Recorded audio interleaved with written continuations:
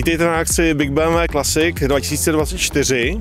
Tyhle srazy již pořádáme od roku 2006, ale v tomto formátu Classic je to teďka vlastně 5. ročník tady v této lokalitě a momentálně se nám tady sešlo 130 aut, takže je to poměrně slušná účast. Máme tady vlastně auta, které jsou většinou od nějakého roku 95 a níž, je to zhruba těch 30 let stáří, ale můžou sem přijet i řádní členové BMW Autoklubu. Nejvíce tady asi E30, bych tipnul podle toho, jak jsem to viděl, ale je tady dost i 6 E24.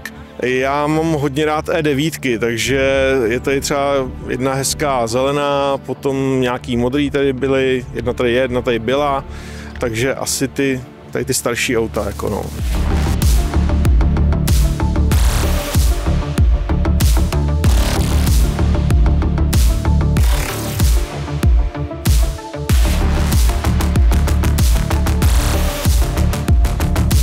Auto jsem pořídil někdy před 8 lety nebo 9, teď přesně nevím, jak to je. Jezdil jsem s ním asi půl roku a od té doby bylo jenom rozebraný v garáži. Jo, a teď vlastně tenhle rok přišel termín nějaký, že už jsem si řekl, že konečně bych to taky mohl dodělat. Měl jsem asi rok auto v lakovně, lakoval to kamarád jeden.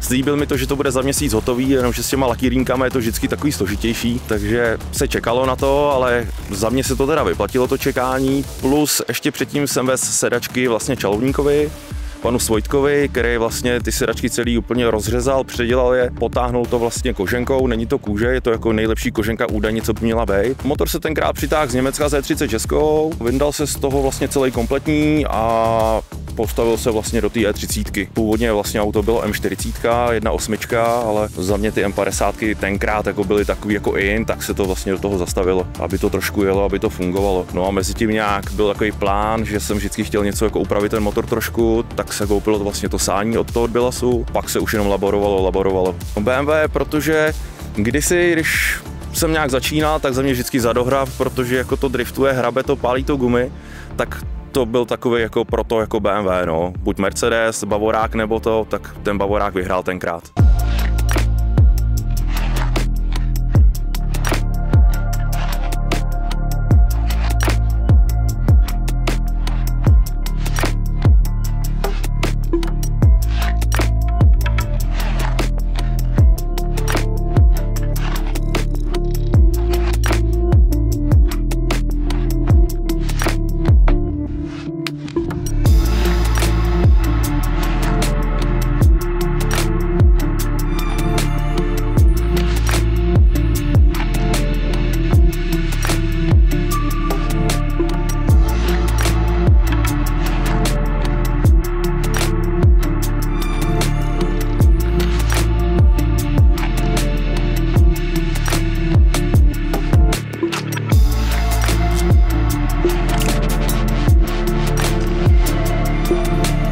Jedná se o model E34, model M5 s motorem 3,6. Výkon to má továrních 315 koní. Je tam oldschoolová řídící jednotka od Marka de Silvy, což je kanadský úpravce, který v 90. letech byl ikona v úpravě M5 ve Spojených státech a v Kanadě. A mně se podařilo přes internet se s ním skontaktovat, přes Facebook a domluvili jsme se, že mi do evropský M5 pošle řídící jednotku. A je tam třídílný výfuk od Super Sprintu. Auto vlastním takových více jak 10 let. Koupil jsem ho tehda od člena BMW klubu, který mi řekl, že to je v úžasném stavu. Bohužel realita byla úplně jiná. Po několika tisících kilometrech odešel kompletně podvozek, Niva systém, brzdy, všechno, co šlo vyměnit, tak se tenkrát měnilo.